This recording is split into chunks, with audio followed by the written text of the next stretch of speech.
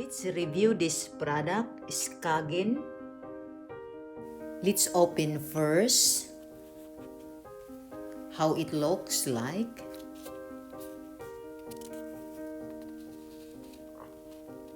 This is it.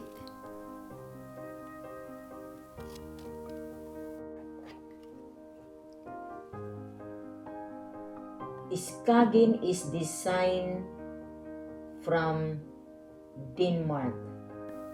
The price of this one is almost 200 euro. It's flat. I like this watch.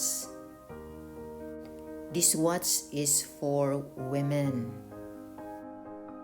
Skagen is from Denmark. So this is the one.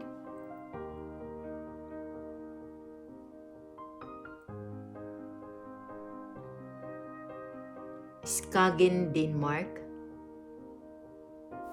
This is water resistance from 30 meters deep to 100 meters. So the water related use is washing hands, showering, bathing, swimming, snorkeling. So up to 100 meters deep. I don't know if it is not included in scuba diving, but it's only up to swimming and snorkeling up to 100 meters deep. But I never try it with water. So maybe when I go back to Philippines, I try this one if it works or not.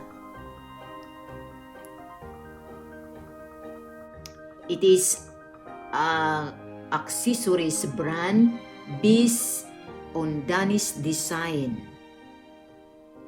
As of spring 2015, its product lines include watches. So the Skagen Denmark is a contemporary accessories brand based on Danish design. So the Skagen Denmark is include watches, handbags, and jewelry, and other durable personal goods, the majority of which aim at the mid-range, named for Skagen, a Jutland Peninsula and Denmark northernmost town. Skagen Design Ltd was purchased in 2012 by Posels. Skagen is founded in 1989.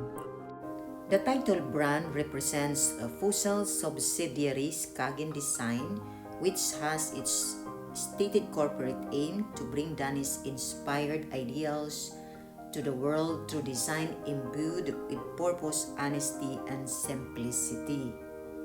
The company designs, manufactures, and sells watches, handbags, jewelry, and sunglasses for both men and women.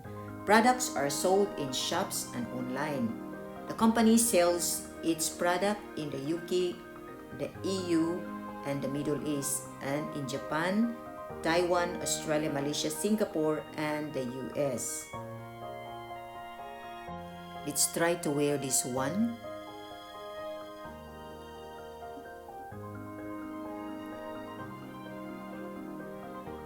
I like the color.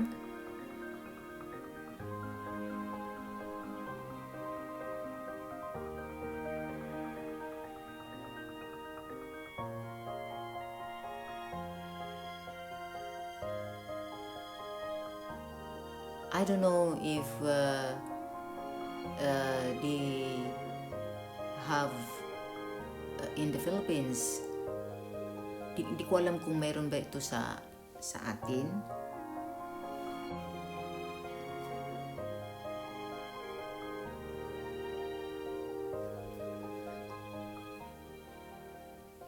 This is not so expensive brand.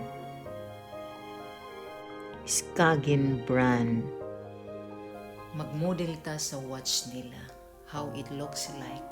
Di ba maganda siya?